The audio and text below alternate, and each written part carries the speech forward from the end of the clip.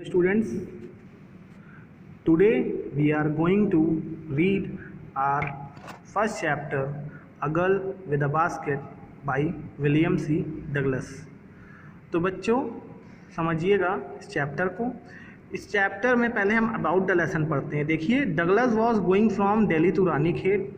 He was fascinated by the natural beauty of the Indian plains as well as the snow covered peaks of Himalayas.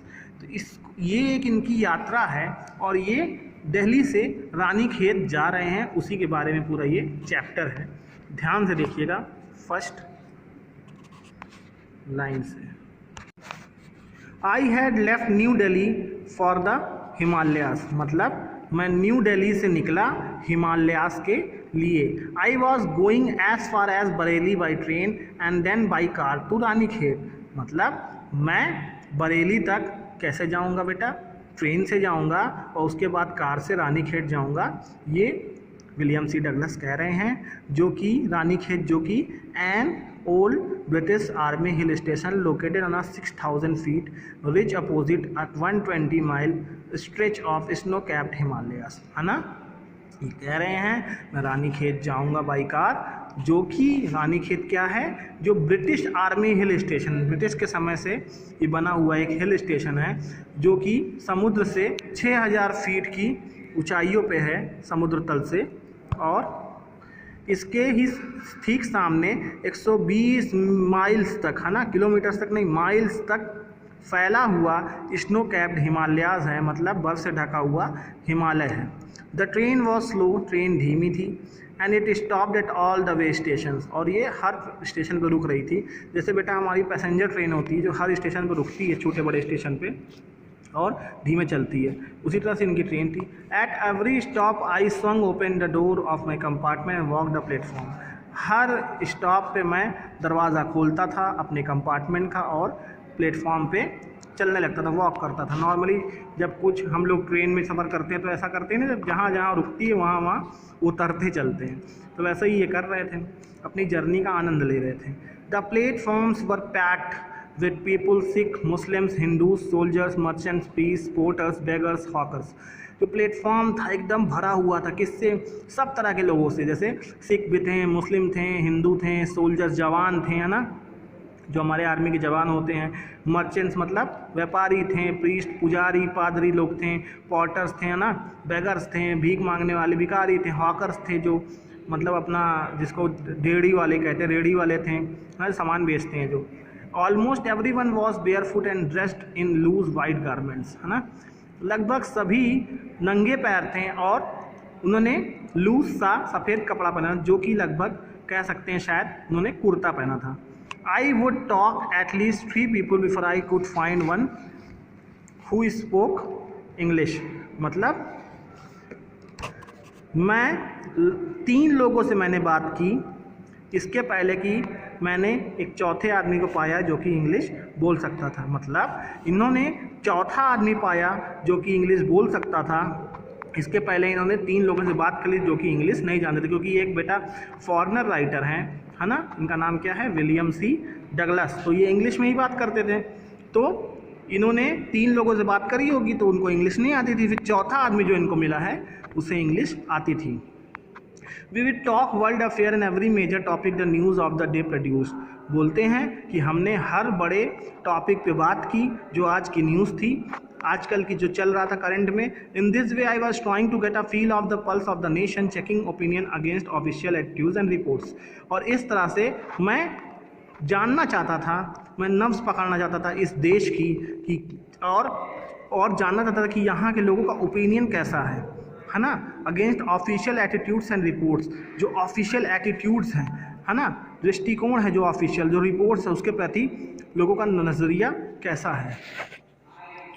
The root ले through one of the richest of India's agricultural area, जिस root से हम जा रहे थे उसमें भारत का जो कृषि क्षेत्र था वो बहुत अच्छा था। मतलब भारत में हम जाते हैं, जब ट्रेन में सफ़र करते हैं, रास्ते में देखते हैं बहुत सा कृषि क्षेत्र आता है, खेत आता है, तो उसी तरह से जहाँ से हम जा रहे थे इस रूट पे, है ना, वहाँ पे बहुत सारे खेत मिलते हैं। This was the plain of the upper Ganga river, ये अपर गंगा रिवर का मैदानी क्षेत्र था। 1000 feet above sea level but tropical, है ना। सी लेवल से 1000 फीट ऊपर था लेकिन ट्रॉपिकल था, जहाँ पे गर्मी पड़ती है। ट्रॉपिकल क्षेत्र क्या होता है, जहाँ गर्मी पड़ती है। The Ganga was brown silt swollen with flood waters, its overflow inundating thousands of acres of rice, है ना। यहाँ पे गंगा जो है ब्राउन सिल्ट मतलब भूरी मिट्टी के साथ बहती है, जिसमें फ्लड वाटर इंक्लूड होता है, और ये थाउजेंड्स ऑफ एकड़ में जो राइस का जो खेत है उसमें इसी से पानी सींचा जाता है। To the north were jungles great expanses of grass higher than a man's head. जो इसका नॉर्थ है वहाँ पे क्या है बेटा, जंगल्स हैं जो कि बहुत दूर तक फैले हुए, इतने बड़े हैं, तो यहाँ पे ग्रासेस इतनी बड़ी हैं कि वो आदमी के सर से भी ऊपर तक हैं। And unbroken except for an occasional clump of trees, the home of tigers, elephants, Python.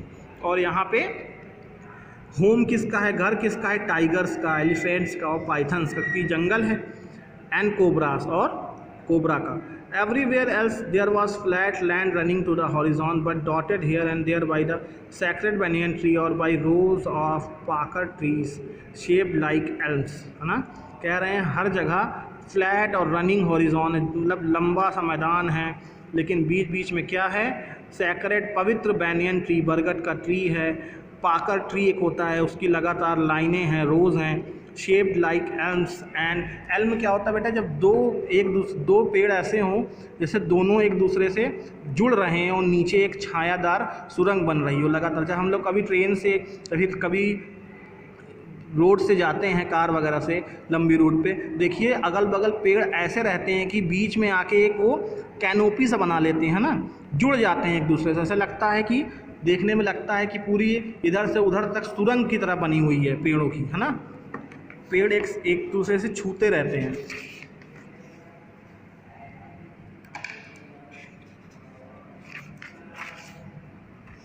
Thick twisted trunks, hot humid air was moving in from the southwest, है ना। हॉट गरम और आर्द्रित मतलब कि एकदम उमस वाला जो हवा होती है वो साउथ वेस्ट से बहती है। और monkeys, some of them mothers with babies clinging to them and riding underneath, swung off the trees at the station looking for food, है ना। जब मैं किसी स्टेशन पे देखता हूँ मंकीज़, बंदर बहुत सारे दिखते हैं, उनमें वो इधर से उधर वो कूद रहे हैं, उनमें से कुछ पे तो उनके बच्चे भी उनको पकड़े हुए रहते हैं ना। कभी देखिएगा बंदर होते हैं और बंदर के साथ साथ उनके बच्चे भी पीठ पे और उनके पेट पे उनको पकड़े हुए रहते हैं और उन्हीं के साथ वो इधर से उधर ट्रीज पर भाग रहे हैं, झूल रहे हैं, लुकिंग फॉर फूड, है ना, खाने की खोज में, खाने की तलाश में कि उनको कुछ खाने को मिल जाए। The villages we passed had walls made of mud, जो हम लोग बीच में हमको जो विलेज दिख रहे हैं उस पे जो घर हैं, जो वॉल्स उसकी बनी है वो मेड ऑफ मड मतलब मिट्टी की दीवारें हैं, mixed with water and cow dung, और उसमें पानी और गोबर से लीपा गया है।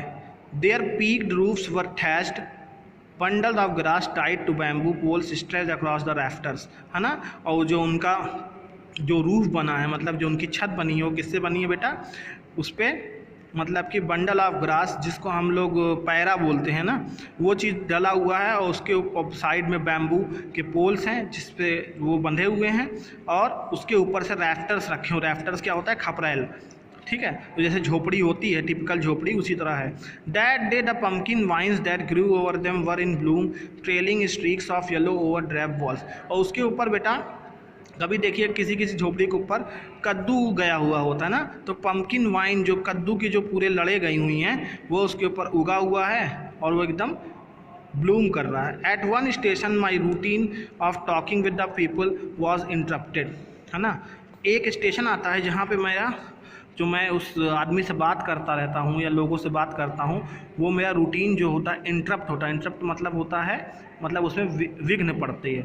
As soon as I alighted a group of young children gathered around me, जैसे ही मैं उतरता था एक ग्रुप ऑफ यंग चिल्ड्रन मतलब एक यंग चिल्ड्रन का ग्रुप मुझको क्या कर लेता, घेर लिया। They were selling baskets hand woven reed basket with simple design and patterns. वो लोग क्या बेच रहे थे बेटा? हैंड वोवन मतलब हाथों से बनी हुई बास्केट जिसकी डिज़ाइन और पैटर्न एकदम सिंपल था, है ना। They held the basket high shouting words I did not know but conveying unmistakably their desire, है ना। वो हाथों में ऊपर उठा के बास्केट को चिल्ला रहे थे, मुझे नहीं पता वो क्या कह रहे थे, लेकिन मुझे पता है कि वो अपनी डिज़ायर बता रहे थे, वो शायद उसको बेच रहे थे। दीज वर रिफ्यूजी चिल्ड्रन, ये कौन थे? रिफ्यूजी चिल्ड्रन थे। रिफ्यूजी बेटा कौन होता है? जो किसी दूसरे देश से या किसी दूसरी जगह से आके कहीं बस जाता है, उसको हम रिफ्यूजी कहते हैं। When partition between India and Pakistan was decreed, hundreds of thousands of people pulled up their roots and changed their residence। जब इंडिया पाकिस्तान के बीच में बंटवारा हुआ बच्चों, तो बहुत से लोगों ने कुछ जो इंडिया में थे उनका घर पाकिस्तान चला गया, तो मतलब उनको पाकिस्तान जाना पड़ा, जो पाकिस्तान के थे वो उनको इंडिया आना पड़ा। ऐसे ही लोग रिफ्यूजी कहलाएं, तो उन बहुत से लोगों को अपना घर चेंज करना पड़ा। 9 million people left Pakistan and came to India, मतलब 9 मिलियन लोगों ने पाकिस्तान छोड़ा और इंडिया आए, और यही क्या बने? रेफ्यूजी यहाँ पे। Driven by the fear of religious fanaticism, और किससे डर गए थे? कहीं इनका जो धर्म है उसकी वजह से इनको मार ना दिया जाए, है ना। आगे देखते हैं। They were poor people to start with. They were poorer as they began. Their long trek, for all they could carry was a bit of food and a few belongings, है ना। They were poor people, ये कैसे लोग थे? वो बहुत गरीब लोग थे ये लोग, है ना। और गरीब होते गए ये लोग, बस थोड़ा सा खाना लेके और अपने जो थोड़ा बहुत सामान था उसको लेके वहाँ चले थे। Soon they were out of food, और बहुत जल्दी इनके पास खाना ख़त्म हो गया। A few days after they started they began to fall by the wayside from the weakness of hunger, और कुछ ही दिनों बाद उनमें से कुछ गिरने लगे। किससे? भूख से गिरने लगे। And died where they fall, और जहाँ गिरते वहाँ पे वे मर जाते। And died where they fell. The children selling baskets were sons and daughters of these refugees, है ना। जो बच्चे मुझे घेर के यहाँ बास्केट बेच रहे थे, है ना, ये इन्हीं रिफ्यूजी के बच्चे थे, उनके लड़के और लड़कियाँ थे। दे और देयर पेरेंट्स और relatives had gathered in the cities, setting up stalls, manufacturing simple articles, trying to make a living in markets already overcrowded, है ना। और इनके जो पेरेंट्स थे, इनके जो रिलेटिव्स थे, वो बड़े बड़े सिटीज़ में जाके कुछ अपना स्टॉल लगा के हाथ से बनी हुई सिंपल सी चीज़ें बेचते थे। ऐसी जगह पे जहाँ मार्केट पहले ही वैसे बहुत चीज़ों से भरा हुआ है, वहाँ पे ये अपनी छोटी छोटी चीज़ें बेचने का प्रयास कर रहे थे जीने के लिए। They lived in cloth and grass shades that line the streets, और वो कहाँ रहते थे? साइड में, कहीं भी ऐसे ग्रास शेड में बना के, है ना, साइड में, रोड के साइड में कुछ भी ऐसे ही शेड सा बना के उसमें रहने लगते थे। जैसे हम लोग देखते हैं बंजारों वाली जो ज़िंदगी होती है, कभी देखा होगा आपने, लोग आते हैं कुछ छोटा बहुत सामान बेचते हैं और साइड में रोड के सो जाते हैं।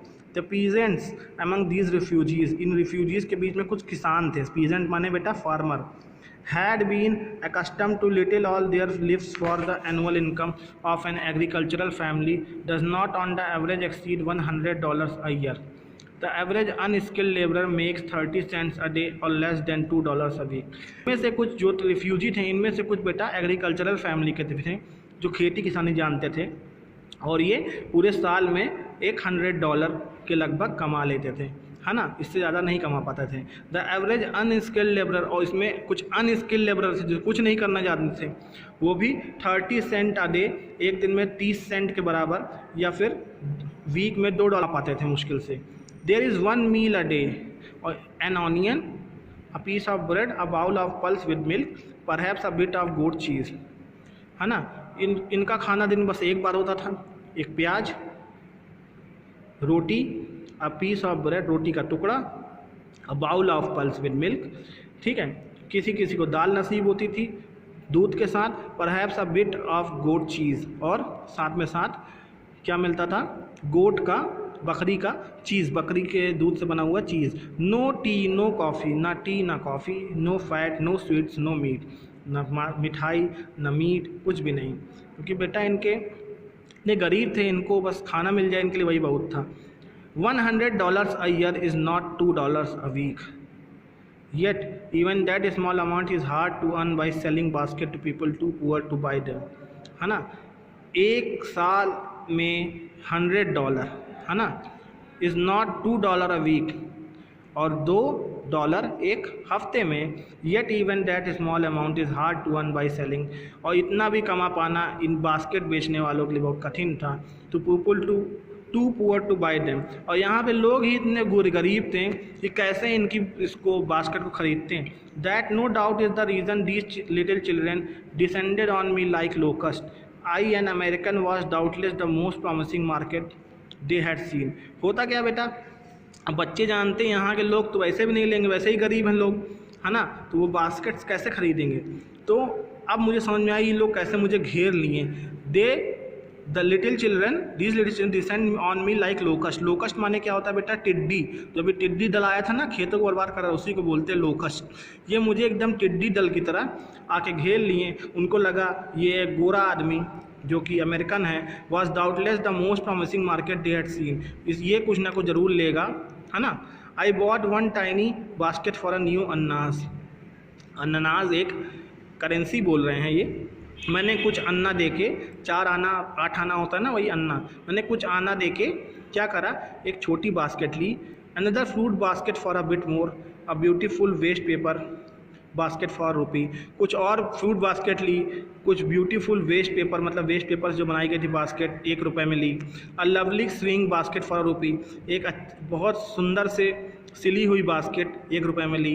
अ few fans for an anna और 2 अपीस, है ना, और कुछ मैंने पंखे लिए हाथ से बने हुए। My arms were filled and I had spend not 50 cents, मेरे पूरा हाथ भर गया और मैंने ये 50 सेंट भी खर्च नहीं किए थे। The children passed in shouting their wares, है ना, लोग बच्चे आ रहे थे वहाँ पे चिल्लाते हुए अपने जो सामान उन्होंने लिया था। I was a prisoner completely surrounded unable to move, मैं एकदम कैदी की तरह हो गया, पूरी तरह से घिरा हुआ, मैं मूव भी नहीं कर सकता था, हिल भी नहीं सकता था, इतने लोग मुझे घेर लिए। The most diligent aggressive vendor was a beautiful girl of a 9 right in front of me। सबसे ज़्यादा अग्रेसिव वेंडर मतलब बेटा जो ये बेचते हैं ना लोग आके, was a beautiful girl of 9 right in front of me। उनमें से एक छोटी लड़की थी, बहुत खूबसूरत सी बच्ची थी, 9 साल की, जो मेरे सामने खड़ी थी। she had a lovely basket with handle, उसके पास एक सुंदर सी बास्केट थी जिसमें हैंडल में था, हैंडल लगा हुआ था, ठीक है, पकड़ने वाला। And she wanted $1.50 for it, about 30 cents, है ना, उसको ₹1 एक मतलब ₹1.50 के लगभग चाहिए था, जो लगभग 30 सेंट होते हैं। She was an earnest pleader, there were tears in her eye, उसके आंखों में आंसू था। She pleaded in begged in tones that would wring my any heart, उसने इस तरह से मतलब याचना की और जैसे कि भीख सी मांगी, उसके टोन में एक ऐसा याचना करने का तरीका था, उसका टोन ऐसा था कि किसी का भी दिल भर आए। माई आर्म्स वर फुल, मेरे हाथ जो थे वो भर चुके थे। आई हैड नो रूम, मेरे पास जगह नहीं थी। Let alone any need for another basket, ठीक है, और मेरे पास कोई दूसरी बास्केट लेने के लिए कोई आवश्यकता भी नहीं थी। Balancing my basket and fan on my left arm, मेरे पूरे बास्केट्स और फैन को मैंने बाएं हाथ में किसी तरह मैनेज किया। I reached into my right coat pocket, और मैंने जो दूसरा हाथ मेरा खाली हुआ राइट हैंड, मैंने उससे अपने पॉकेट में हाथ डाला। And got a hand full of change, और कुछ मुझे चेंज मिला, परहैप्स 50 सेंट्स इन ऑल, लगभग 15 सेंट्स मुझे मिले, है ना, और जो 30 सेंट्स की लगभग वो थी। which I deposited in the basket that the young girl held imploringly before me, मैंने उस बास्केट में डाल दिए जो यंग गर्ल ने मेरे सामने फैलाई थी, रखी हुई थी। I tried to explain that I could not buy the basket but extended the gratuity as a substitute, है ना, कहते हैं कि मैं इस बास्केट को खरीद नहीं सकता हूँ। I realized at once what offense I had given. This child of 9, dressed in rags and on the edge of starvation, raised her chin, reached into the basket, and with all the pride and graciousness of a lady, handed the money back to me, है ना। क्या कहते हैं ये कहते हैं कि मैं ये बास्केट तो नहीं खरीद सकता, लेकिन ये पैसे तुम रख लो। मतलब उन्होंने एक तरह से दान की तरह, भीख की तरह उनको पैसे दिए और फिर वो रियलाइज़ करते हैं कि ये क्या मैंने गलती कर दी। ये 9 साल की लड़की जो कि लगभग फटे चिथड़े कपड़े पहनी है और लगभग भूख से मरने वाली, स्टारवेशन मतलब भूखमरी, भूख से मरने वाली है, अपनी चिन को, अपनी दुड्डी को उठा करके, है ना, reached into the basket and with all the pride and graciousness of, एकदम एक महिला की तरह, handed the money back to me, मुझे वो पैसे वापस कर दिए, मतलब उसने आत्मसम्मान दिखाते हुए मुझे वो पैसे वापस कर दिए। There was only one thing I could do, मैं केवल एक काम कर सका, आई बॉट द बास्केट, फिर मैंने उस बास्केट को खरीदा पूरे पैसे। She wiped her eyes, smiled and dash down the platform, headed for some grass, but that would have at least 30 cents that night. उसने अब क्या किया, अपने आंसू पोछे, स्माइल की और प्लेटफॉर्म से उतर के चली गई वो ग्रास के मैदान की तरफ, लेकिन उसके पास अपने हट में, और that would have at least 30 cents that night, उसके पास इससे केवल कम से कम 30 सेंट उसने उस रात के लिए। I told this story to prime minister Pandit Jawaharlal Nehru, I told him it was one reason I had fallen in love with India. मैंने ये story prime minister Pandit Jawaharlal Nehru को बताई। I told him it was one reason I had fallen in love with India, और मैंने उनको बताया कि यही एक, इसमें से एक रीज़न ये भी है जिसकी वजह से मैं इंडिया से प्यार करने लगा। The people I saw in India, लोग जो मैंने इंडिया में देखे, those in the villages as well as those in offices, जो लोग गांव में हैं या फिर जो ऑफिस में हैं, have both pride and a lively sense of decency and citizenship, है ना, दोनों में अंदर एक प्राइड है ना, और रहने का एक तरीका है। They also have a passion for independence, और उनके अंदर स्वतंत्रता का एक जज्बा है, जुनून है। This beautiful child born in squalor and poverty, ये छोटी सी प्यारी सी बच्ची, सुंदर सी, जो कि गरीबी में पैदा हुई है, अनएजुकेटेड, अशिक्षित है, in both grammar and manners, उसको ग्रामर भी नहीं आती और तौर तरीके भी नहीं आते, had given me a glimpse of the warm soul of India, लेकिन उसने मुझे इस भारत की आत्मा के झलक दिखला दी। तो बच्चों, ये था हमारा chapter a girl with a basket by William C Douglas. इसकी जो ये वर्ड मीनिंग है ये आप कर लीजिएगा, और इसके नोट्स मैं आपको नेक्स्ट क्लास में प्रोवाइड करवा दूँगा। Thank you.